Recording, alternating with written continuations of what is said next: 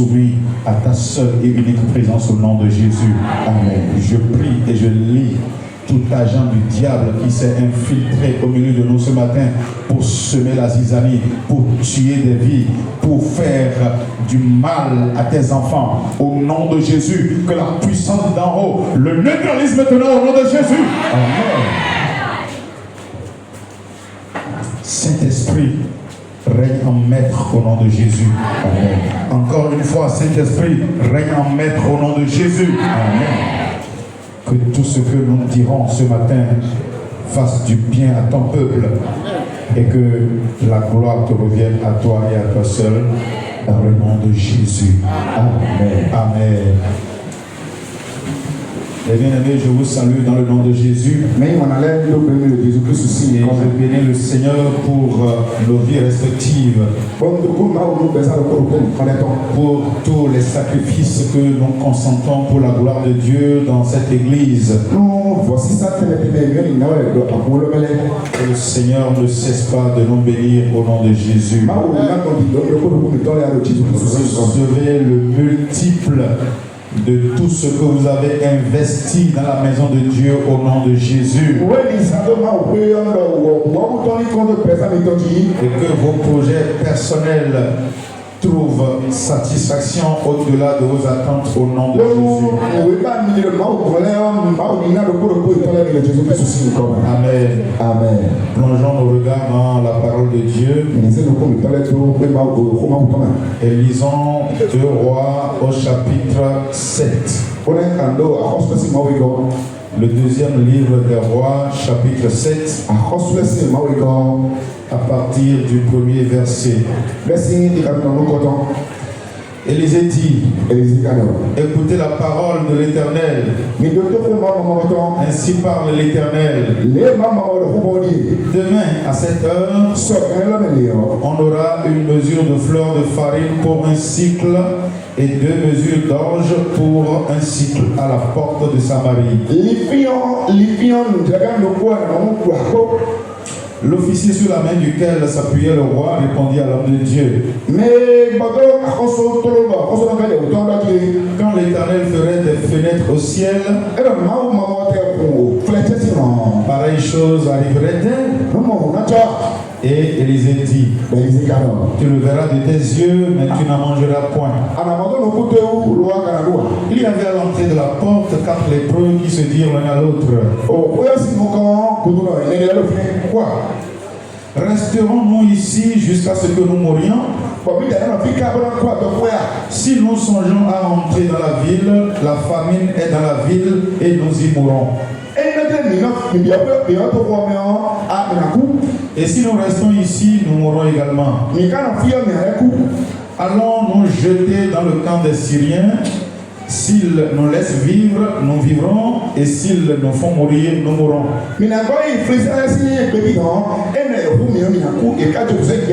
Il partit donc au crépuscule pour se rendre au camp des Syriens. Et lorsqu'ils furent arrivés à l'entrée du camp des Syriens, voici, il n'y avait personne. Le Seigneur avait fait entendre dans le camp des Syriens un bruit de chars et un bruit de chevaux.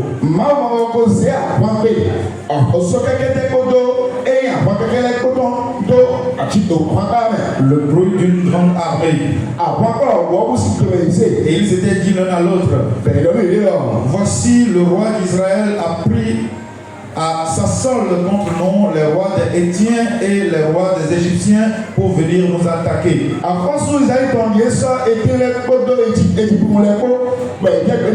Et ils se levèrent et prirent la fuite au crépuscule,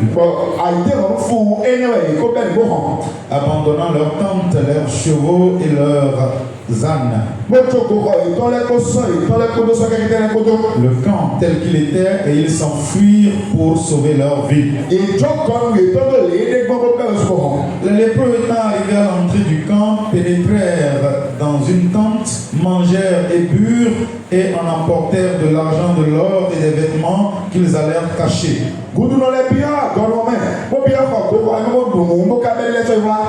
Ils revinrent, pénétrèrent entrèrent dans une autre tente et en apportèrent des objets qu'ils allèrent cacher. Puis, ils se dirent l'un à l'autre, nous n'agissons pas bien. Cette journée est une journée de bonnes nouvelles. Si nous gardons le silence et si nous attendons jusqu'à la lumière du matin, le châtiment nous atteindra. Venez maintenant et allons informer la maison du roi. Ils partirent et ils appelèrent les gardes de la porte de la ville, auxquels ils firent ce rapport. Amen. Amen. Une journée de bonnes nouvelles. Est-ce que vous pouvez répéter après moi? Une journée de bonnes nouvelles. Oh, répète encore plus fort. Dis avec moi, voici ma journée de bonnes nouvelles. Et ma bonne nouvelle ne m'échappera pas. Amen. Les bien-aimés dans le Seigneur, je voudrais nous rappeler le contexte dans lequel cette histoire que nous venons de lire s'est passée. C'est vrai que d'habitude, lorsque nous lisons ce passage, nous mettons souvent de l'emphase sur l'abondance de la provision divine dans la vie des enfants de Dieu. Nous mettons de l'emphase sur la puissance qu'il y a dans la bouche des serviteurs de Dieu. Mais aujourd'hui, je voudrais nous parler d'une journée de bonnes nouvelles. Je voudrais mettre un point d'orgue sur le comportement des lépreux dans cette histoire-là. Les bien-aimés dans le Seigneur, Israël avait été assiégé par la Syrie. Autant pour moi. Le roi de Syrie, Ben-Hadad et son armée ont assiégé Israël. Personne ne peut sortir de la ville. Et personne ne pouvait y entrer. La famine s'est installée dans toute la ville, dans tout le pays. C'est de cette même manière que aujourd'hui Satan a assiégé le monde. Satan est en train de terroriser le monde. Les hommes ne savent pas où donner de la tête. Les hommes ne savent plus à quel sein se vouer. Le peuple a été frappé d'une grande famine. Tout le monde cherche où trouver la délivrance. Un peu comme ce que le roi David disait, je lève mes yeux. Vers où? Vers où? Vers les montagnes.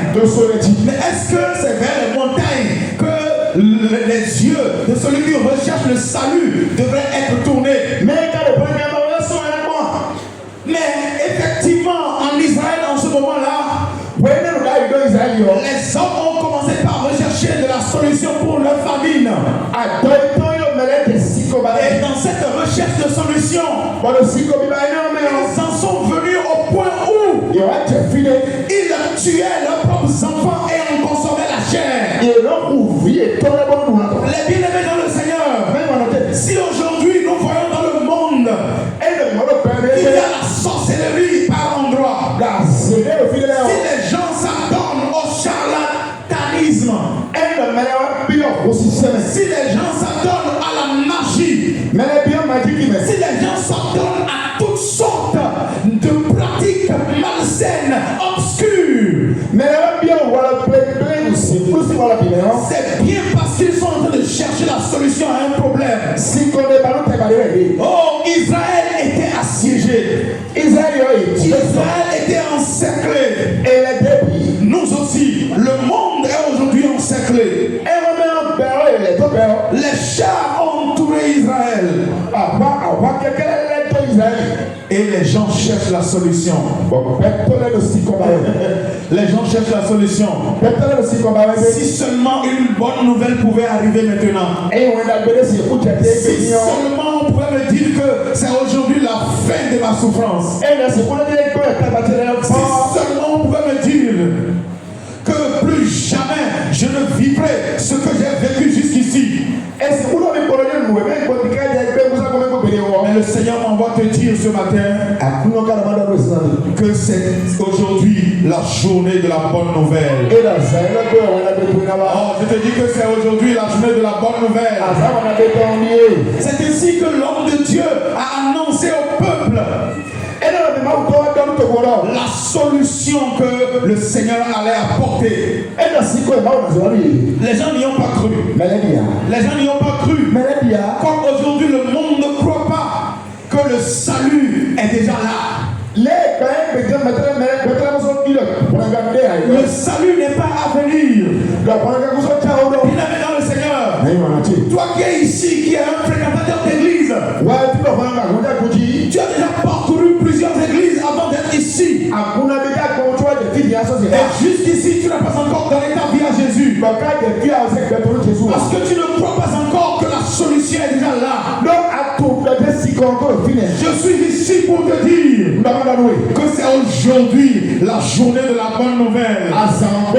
Ce que tu as cherché pendant des années, en parcourant tous ces lieux de culte, aujourd'hui le Seigneur te l'accorde. Alors je te dis qu'aujourd'hui le Seigneur te l'accorde au nom de Jésus. Écoutez ce que les lépreux ont fait. Les lépreux étaient aussi affamés que tout le monde. Et leur situation à eux était plus chaotique. Parce qu'ils étaient livrés à eux-mêmes. Vous savez qu'en Israël, les lépreux ne restaient pas dans la ville. On les mettait à l'écart. On les mettait en quarantaine. La Bible a bien précisé qu'ils restaient à la porte. On ne leur permettait pas de rentrer. C'était cela notre situation. C'était cela la vie que nous menions. Quand les gens de ce monde se rassemblent, vous et moi n'avions aucune place. Quand les puissants de ce monde se réunissent, ils prenaient des décisions qui nous concernent sans nous consulter. Les lépreux avaient faim. Ils avaient soif. Et il leur fallait prendre une décision. C'est pour cela que dans la première partie de mon message ce matin, je voudrais parler de l'espoir pour le pécheur. De l'espoir pour le pécheur. Oui, les bien-aimés, nous avons la soif d'un lendemain meilleur. Nous avons faim d'une vie meilleure, d'une situation améliorée. Et nous avons à prendre une décision. C'est vrai que cette décision, certains parmi nous l'ont déjà prise. Mais aujourd'hui, je suis en train de parler à quelqu'un.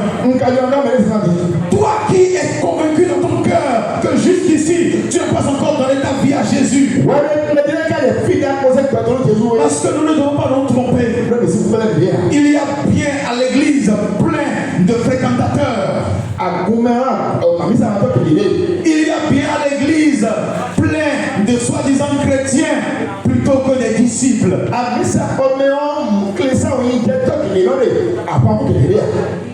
Ce matin, tu as une décision à prendre. Il y a une décision à prendre. Les lépreux ont dit, si nous restons ici, nous allons mourir. Si nous rentrons dans notre ville, nous allons mourir. Parce qu'il y a de la famine là-bas. Les bien-aimés dans le Seigneur, vous n'avez pas le choix. Vous ne pouvez pas rester dans cette posture dans laquelle vous êtes encore jusqu'à aujourd'hui et espérer que demain soit meilleur. Mais vous ne pouvez pas retourner dans le monde pour y rechercher la solution. La solution n'est pas dans le monde. Le monde a aussi aussi faim et soif que toi. Amen. Amen. Amen. Amen. Je dis Amen. Est-ce qu'il y a quelqu'un qui me suit? Je te dis que tu ne peux pas retourner dans le monde pour y rechercher la solution. Il n'y a aucune solution que le monde puisse te donner. Il n'y a aucune solution que tu puisses trouver en étant à l'église sans y être. Mais tu dois prendre une décision. Parce qu'il n'y a aucune chance pour un pécheur de survivre à ce monde. La mort est certaine. Nous allons tous partir, à moins que nous prenions une décision. La décision de sortir du péché. La décision de sortir de ta situation actuelle. Les lépreux ont décidé de rentrer dans le camp des Syriens. Ils ont décidé de rentrer dans le camp des Syriens. Ils ont décidé d'essayer quelque chose de nouveau. Bien-aimé dans le Seigneur, c'est maintenant le moment pour toi de décider d'adorer Jésus autrement, d'accepter véritablement Jésus comme ton sauveur et Seigneur personnel. Tu as assez joué avec ta propre vie. Tu t'es assez amusé avec ta propre vie. La mort est en train de te guetter. La mort est en train de te guetter. Les méchants de ce monde n'ont de pitié pour personne. Le jour où les sorciers vont penser à toi, ils te mangeront sans aucune autre forme de procès. Le jour où les méchants de ce monde se souviendront de toi, ils t'utiliseront comme animal de sacrifice. Tu dois prendre une décision. C'est maintenant que tu dois te décider de sortir de ton hypocrisie. Cette hypocrisie qui te fait passer pour un agneau à l'église. Quand tu en sors, tu te comportes comme un loup. Sache qu'il y a dans le monde des personnes plus hypocrites que toi. Des personnes plus dangereuses que toi, qui peuvent en finir avec toi. Alors décide-toi maintenant de rentrer dans le camp de Jésus. Rentre dans le camp de Jésus. Parce qu'il y a une bonne nouvelle qui t'attend. Parce qu'il y a une bonne nouvelle qui t'attend. Si tu peux prendre une meilleure décision aujourd'hui, tu vivras quelque chose de nouveau. Quand le fils prodigue avait décidé ce jour-là de retourner dans la maison de son père, il a été favorablement accueilli. Le Seigneur est prêt. Le Seigneur est disponible. Le Seigneur est disponible pour te recevoir. Allez, décide de rentrer maintenant. Décide de rentrer dans le camp des véritables enfants de Dieu au nom de Jésus. Je ne sais pas ce qui te fait peur. Je ne sais pas ce que tu redoutes. En refusant d'être chrétien, tu te dis que si tu laissais cette amulette-là, que si tu laissais ce dernier gris-gris-là, les gens vont t'avoir. Les gens vont prendre le dessus sur toi. Oh, bien-aimé, tu te trompes. Parce que ce qu'il y a en Jésus, ce qu'il y a en Jésus est plus puissant que ce qui est dans le monde. C'est parce que tu ne t'es pas encore donné entièrement que tu continues d'avoir peur. Regarde-nous. Nous ne sommes que des enfants. Nous ne sommes que des enfants. Mais dans le monde spirituel, nous sommes de vaillants guerriers. Quand l'ennemi nous voit, il a peur. Quand l'ennemi nous voit, il tremble. Parce que nous ne sommes pas de ce royaume. Nous sommes le royaume des hommes qui font peur. Accepte de rentrer dans le royaume. Accepte de rentrer dans le royaume. Jésus a quelque chose de miraculeux pour toi. Jésus a quelque chose de miraculeux pour toi. Et quand tu vas décider de faire ton entrée dans le camp, il y a une puissance qui va te porter. Il y a une puissance extraordinaire qui va te porter. Tu ne peux pas le comprendre, mais tu vas le vivre. Et c'est ce que Jésus a dit à ses disciples. Dans Acte 1, verset 8. Il a dit vous recevrez une puissance. Vous recevrez une puissance. Le jour où tu vas te décider de donner véritablement ta vie à Jésus, tu vas recevoir une puissance. Tu vas recevoir une puissance. Tu vas recevoir une puissance.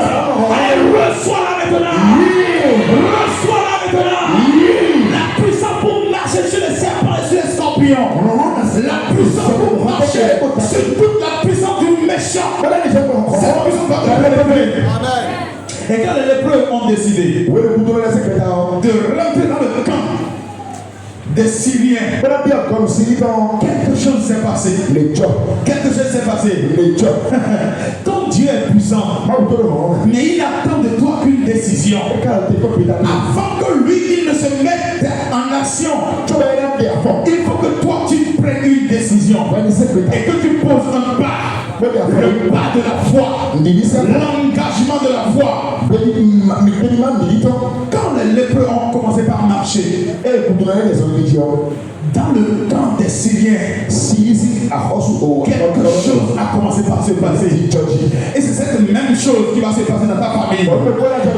Dans ce village-là, je te dis dans ton village, au milieu de tes frères, parmi tes collègues de travail, au milieu de tes camarades à l'école, sur ce campus-là, ceux qui se sont ligués contre toi, ceux qui ont fait ta vie, à cause de ton intelligence, à cause de la grâce de Dieu qui repose sur toi, quelque chose va se passer. Quelque chose va se passer. Au fur et à mesure que les lépreux marchaient, les Syriens commençaient à entendre des bruits de pas d'une grande armée. Oh, bien le Seigneur, j'ai envie de te dire que tu n'es pas seul. Dis à ton voisin, tu n'es pas seul. Frère, ma soeur, tu n'es pas seul. C'est toi-même qui te néglige. Sinon, tu n'es pas seul. C'est toi-même qui t'es seul. C'est toi-même qui est en train de t'esseler. Sinon, tu n'es pas prêt à être seul. Rentre dans le camp. Et il y a une grande armée qui a été rendue disponible pour toi. Pour te soutenir dans tous tes combats. Pour te soutenir dans toutes tes luttes. Les Syriens entendaient les bruits de chars. Les pas de chevaux de guerre. Et ils ont pris peur. Ils ont pris peur. Si seulement tu peux t'engager à donner véritablement ta vie à Jésus aujourd'hui, tu deviendras la terreur de ceux qui te font peur. Tu ne le crois pas. Je te dis que tu deviendras la terreur de ceux qui te font peur. Reçois la puissance pour faire peur. Reçois la puissance pour faire peur. Reçois la puissance pour faire peur. Les Syriens ont dit ils ont pris de renfort contre nous. Ils ont pris de renfort contre nous. Et ils ne sont pas seuls. C'est pas seulement un roi qu'ils ont pris. Ils ont pris le roi des Hétiens. Ils ont pris le roi des Égyptiens. Mais ce qu'ils ne savent pas, c'est que c'est l'Éternel des armées qui était avec eux. Tu n'as pas besoin de Donald Trump. Tu n'as pas besoin d'Emmanuel Macron. Tu n'as pas besoin du russe Vladimir Poutine. Mais celui dont tu as besoin. Celui dont tu as besoin. Celui dont tu as besoin. C'est l'Éternel des armées. C'est l'Éternel des armées. C'est lui qui sera ton renfort. C'est lui qui sera ton renfort. Il va prendre le devant de tes combats. Et toi, tu ne verras que la victoire. Tu ne verras que la victoire. Tu ne verras que la victoire. Tu ne verras que la victoire. Ne compte plus sur un homme. Le Seigneur dit malheur à quiconque se confie aux hommes. Si tu te confies à Donald Trump, il mourra. Si tu te confies à Poutine, il mourra. Les hommes forts d'hier ne sont plus d'actualité. Si on devrait compter sur les hommes, Hitler ne devrait jamais mourir. Si on devrait compter sur les hommes, Béanzé ne devrait jamais mourir. Yoguera ne devrait jamais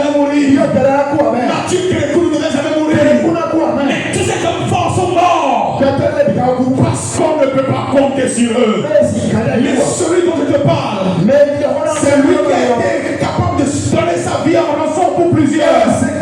C'est lui qui a vaincu même la mort, qui a pris de lui sa victoire. Et le troisième jour est sorti avec la puissance de la résurrection. Même si ton regard enterré, spirituellement, si seulement tu veux prendre l'engagement de rentrer dans le camp de foi de Dieu, tu vas ressusciter. Tu vas ressusciter. Tu vas ressusciter. Tu vas ressusciter. Parce que l'Éternel des armées est ton rempart. Il est ton renfort. Et c'est lui qui va te libérer de cette faim qui a trop duré, de cette soif qui a trop duré, la soif du bonheur, la soif du mieux-être, la soif de lendemain meilleur, la soif d'une parfaite santé. Il va étancher cette soif. Il va te rassasier au nom de Jésus. Et donc quand ces lépreux sont rentrés dans le camp, ils ont découvert quelque chose d'inimaginable. Le camp était vide. Et il y avait de la nourriture en abondance, des objets précieux en abondance. Toi tu crois, c'est toi qui crois qu'il n'y a plus du travail au Bénin. C'est toi qui penses qu'il n'y a plus aucune source sérieuse de revenus pour toi dans ce pays. C'est toi qui penses que les hommes de ce monde ont déjà acquis toutes les richesses qu'il fallait. Mais ce que le monde a n'atteint même pas le millième de ce que Dieu a réservé pour toi. Ils sont rentrés dans le camp. Ces lépreux-là étaient intelligents. Ils ont mangé d'abord. Ils ont mangé. Bien aimé, toi qui as donné ta vie à Jésus et qui a déjà fait 10 ans, 20 ans, 15 ans aujourd'hui, qu'est-ce que tu as mangé dans le Seigneur? Est-ce que tu t'es rassasié de la parole de Dieu? Est-ce que tu t'es imprégné de la parole de Dieu? Est-ce que la parole de Dieu t'a trempé? Quand on te pèse, est-ce que tu pèses lourd? Le jour là, après avoir mangé, si on prenait le poids de ces lépreux-là, ils étaient lourds. Dieu a dit, il a dit, je l'ai pesé. Et il ne vaut rien. Il ne pèse rien. Si le Seigneur nous pèse ce matin, si le Seigneur te pesait ce matin, quel serait ton poids? Quel serait ton poids? Il y a des gens qui sont mères de famille, qui ont déjà fait 3-4 enfants. Mais quand on les met sur un pèse-poids, on n'a même pas l'impression qu'on a mis une plume dessus. Il y a des mères de famille qui pèsent 43 kilos. Je ne sais pas comment elles font. Mais des gens comme moi, quand on monte sur un pèse-poids, même la machine ressent quelque chose d'inhabituel. La machine même sent que quelqu'un est arrivé. Tu dois peser spirituellement. Tu dois peser. Ils ont mangé. Ils ont bu. Ils ont apporté les richesses qui sont allées cacher. Ils ont caché une fois. Ils ont caché deux fois. Et après ils ont dit, ce que nous faisons là n'est pas bien. Et j'ai envie de te dire la même chose. Ce que nous faisons là, ce n'est pas bien. Sincèrement, ce que nous faisons, ce n'est pas bien. Ce Jésus que nous avons découvert, ce Jésus que nous avons découvert, tout ce que nous avons en lui, l'amour de Dieu, la résurrection du Christ qui est notre partage, et surtout la vie éternelle que personne ne peut trouver ailleurs. Je ne veux même pas mentionner le mariage, les frères, les sœurs, tout ce que nous avons, ne serait-ce que la vie éternelle que nous avons nous avons la nécessité de la partager. La nécessité de la partager. Ce jour-là, avec la découverte que les lépreux ont faite, même si dans leur pays, dans leur royaume, personne ne les considérait, même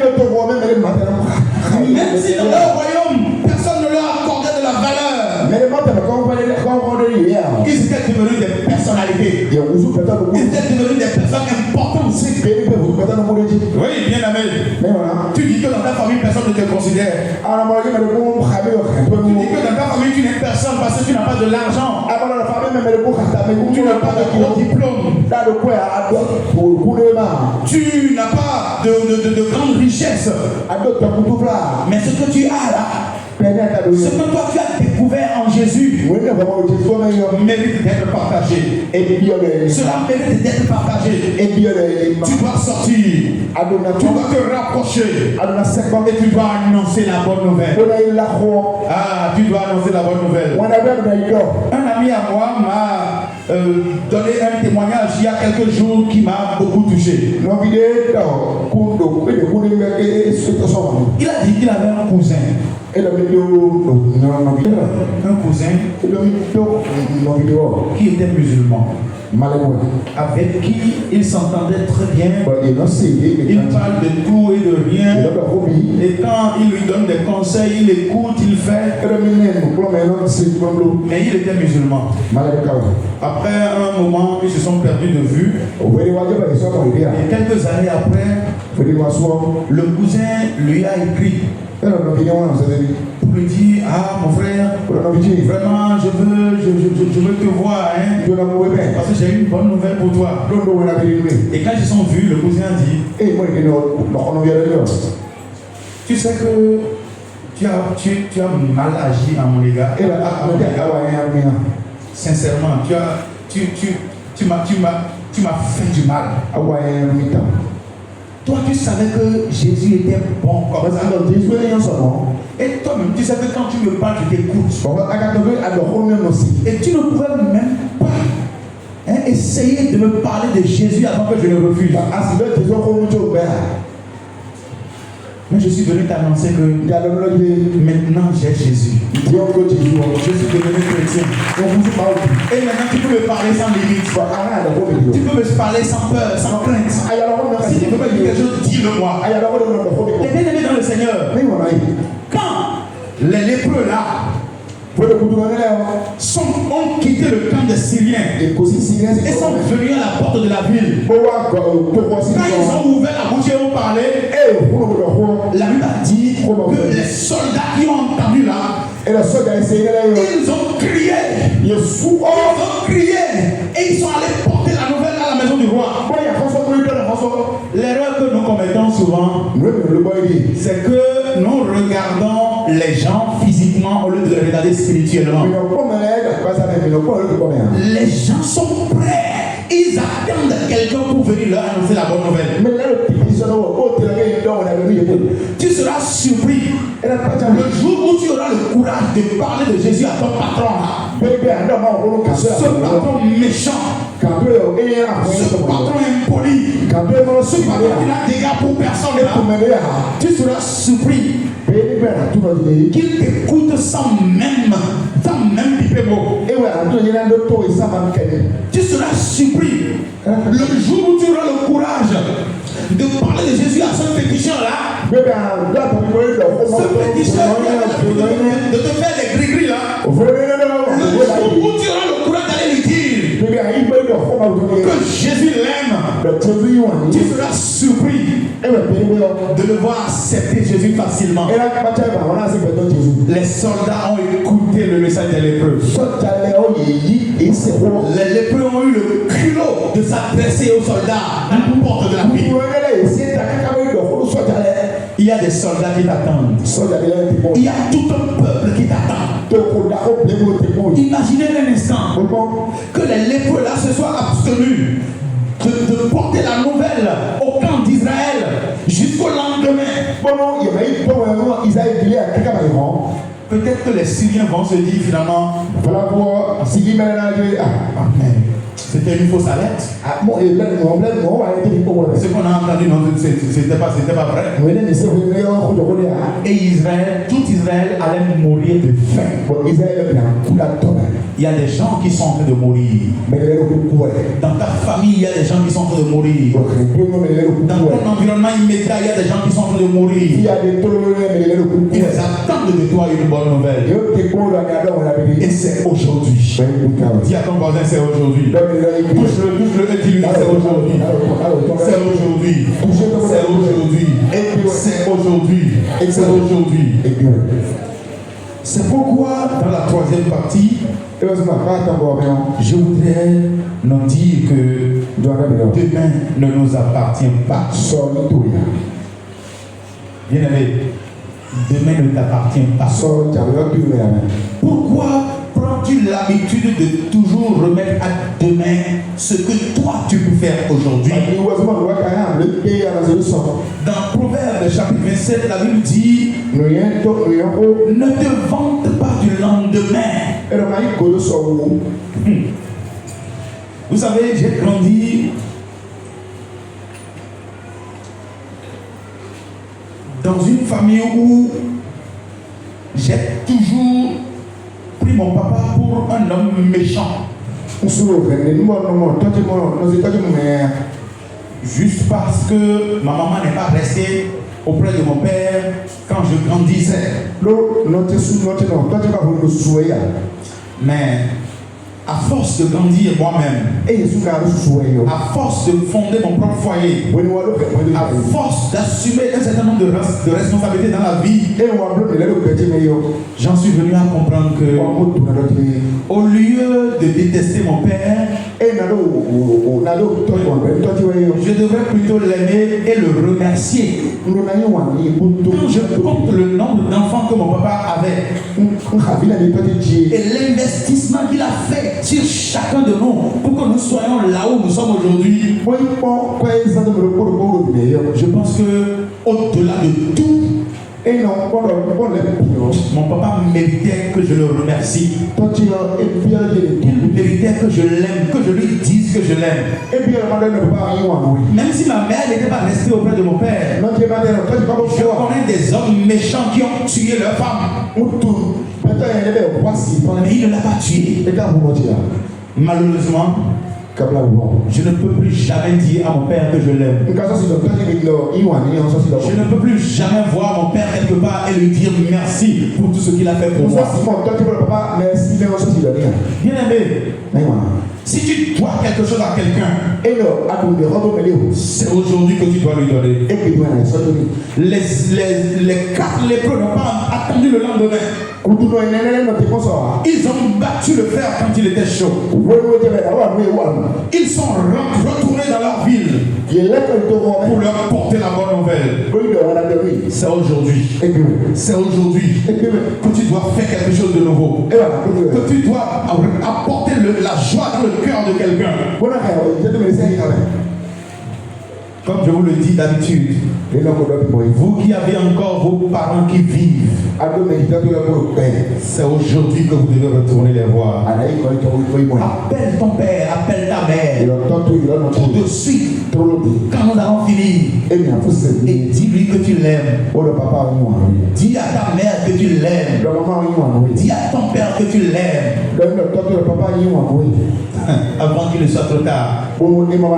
Je sais qu'il y a parmi nous beaucoup de personnes qui portent dans leur cœur des regrets qui ne s'en iront jamais. Parce qu'ils se sont abstenus de dire ou de faire quelque chose d'important vis-à-vis de quelqu'un dans leur vie. Toi, tu peux t'empêcher de vivre cette situation aujourd'hui. Demain ne t'appartient pas. Demain ne t'appartient pas. Si tu as envie d'offrir quelque chose à quelqu'un, n'attends pas demain. Parce que demain, il peut ne plus vivre. Demain, toi-même tu peux ne plus vivre. Agis maintenant. Agis maintenant. Si tu as envie de sortir d'une relation toxique, tu n'es pas marié, Attention, Mais attention. tu es dans une relation bizarre. On peut me voir encore un petit coup. Un fiancé qui n'est même pas fiancé, un copain qui te bat. Copain, et fiancé avec Tu n'es pas encore marié, lui il te tape. copain, Et toi tu dis demain je vais sortir. ça on a aussi. Il va te tuer maintenant. Là, oui. C'est maintenant qu'il faut quitter. Et puis, on a aussi. Si tu dois te séparer d'un ami qui t'empêche d'adorer convenablement le Seigneur, Et là, qu'est-ce que l'on compte le gloire, c'est ma oui. ce n'est pas demain, Ça, là. c'est aujourd'hui. Et puis, Il y a des foyers qui sont en effervescence en ce moment,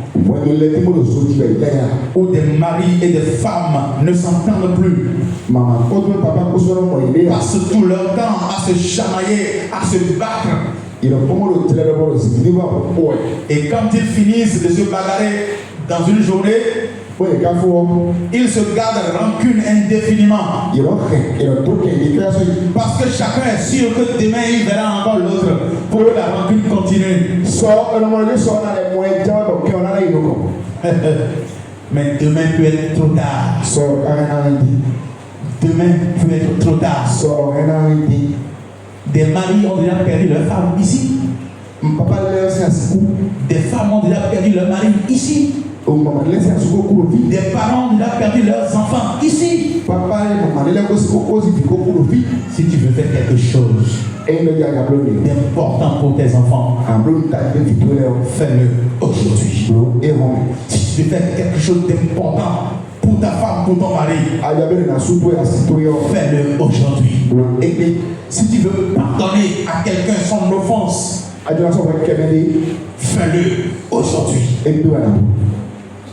Il y a des gens qui se sont assis maintenant côte à côte, mais qui se détestent à mort. Et pourtant le Seigneur te dit dans ton cœur, pardonne-lui, mais tu te retiens et tu attends demain. Demain je vais le faire. Demain je vais le faire. Demain peut être trop tard. Fais-le maintenant. Fais-le maintenant. Je ne te dis même pas aujourd'hui. Fais-le maintenant. C'est maintenant la journée de la bonne nouvelle. Et si tu veux demander pardon à quelqu'un, fais-le maintenant. Fais-le maintenant. Parce que demain peut être trop tard. Nous pouvons nous quitter tout de suite. Et quelqu'un va partir. J'ai déjà vu des pasteurs qui ont fini de prêcher et qui sont partis dans cette église. Si tu as quelque chose à me dire, dis-le moi maintenant. Si tu as quelque chose à me donner, donne-le-moi maintenant. Parce que demain peut être trop tard. Nous avons eu des pasteurs qui ont passé une dizaine d'années avec nous sur cette paroisse. Mais qui du jour au lendemain sont partis. Et le jour où ils partaient, nous n'avons même pas donné l'impression qu'ils ont vécu avec nous pendant tout ce temps. Un pasteur qui a fait 10 ans, 13 ans avec vous et il s'en va et vous lui achetez un poste téléviseur. C'est ce que nous avons fait à nos pasteurs. Parce que nous disions demain nous allons faire. Demain nous allons faire ceci. Demain nous allons faire cela. Regarde, il y a plein de frères et sœurs parmi nous qui ont du mal à s'habiller. Toi tu as plein de vêtements qui dorment chez toi. Que tu utilises parfois même comme serpillère. Alors que ces frères ne veulent que 2 ou 3 vêtements pour mieux paraître au milieu de nous. Et tu dis demain, quand je de l'argent, je vais lui donner pour qu'il aille faire ceci, faire cela. Demain, tu peux ne plus le retrouver parmi nous. Il peut quitter cette église et aller ailleurs. Parce qu'il est gêné. Parce qu'il a honte d'être parmi vous. Des sapeurs et sapeuses. Et vous ne pensez jamais à lui. Demain ne nous appartient pas. C'est aujourd'hui la journée de la bonne nouvelle. Allons et portons la bonne nouvelle à tous ceux qui veulent nous entendre. Que le Seigneur nous bénisse.